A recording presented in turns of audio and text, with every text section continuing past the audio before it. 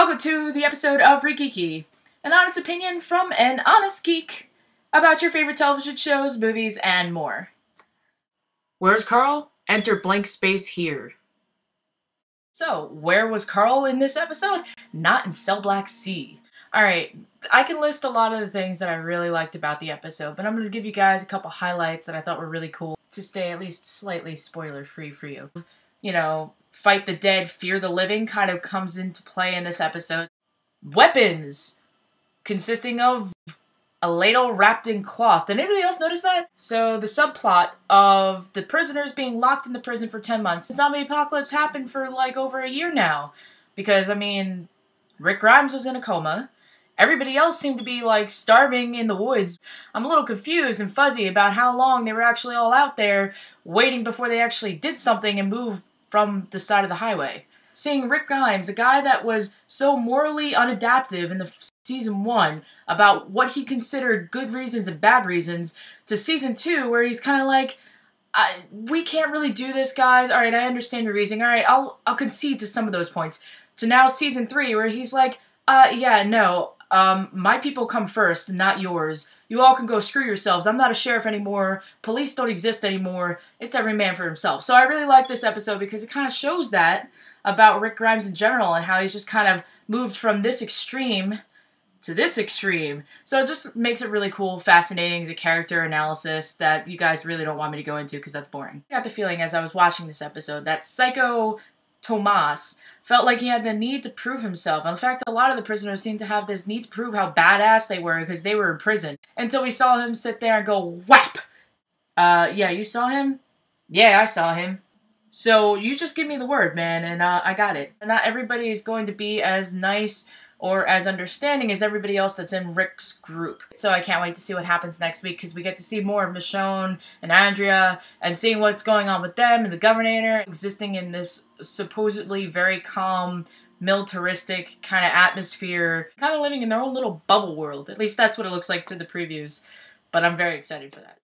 I got a bow. Bitches love bows. Okay, you guys remember when I said that I didn't think I was going to like Arrow? I actually kind of do, and I can't wait to tell you guys about it. I didn't read the Green Arrow comics, so I have really only the small inclination as to who Deadshot is, but I knew he was pretty important when we kind of got that hint towards his character, and I'm sorry if you haven't watched the show so far, but Deadshot's in it.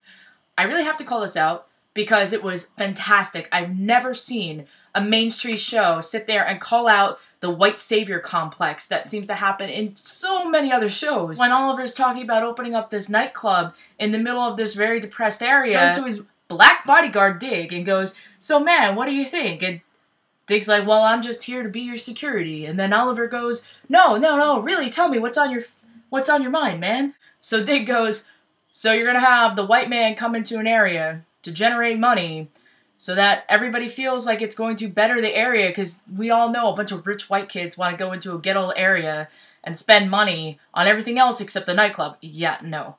You know, that's a good point, but I still need a cover for my vigilante activities, so I'm just not going to listen to what you say. So it's really nice to see that called out, at least, is that Oliver Queen is sitting there jumping on buildings, Assassin's Creed style, man. He's just like, "I got this, man.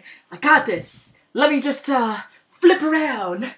Oh, and let me just pull this tool out that I got from nowhere and pull the bullet out and then look at it and go, yeah, that might be something I should research." But no, it's cool, DC. I understand you're kind of playing on that interplay of the urban jungle, since he was already in a jungle at the island.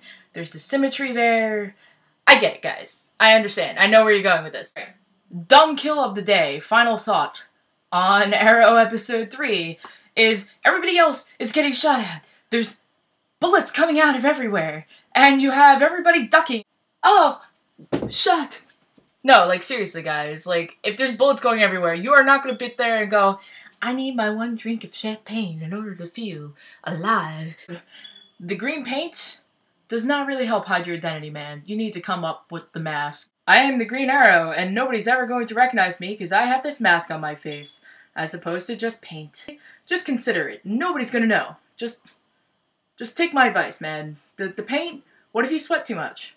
an honest opinion from an honest geek about your favorite television shows, movies, and more. So stay tuned, guys. I look forward to any comments or questions you have below, so let me know. Also, if you could do me a favor and just subscribe right up there, so that way I know, do you like my show?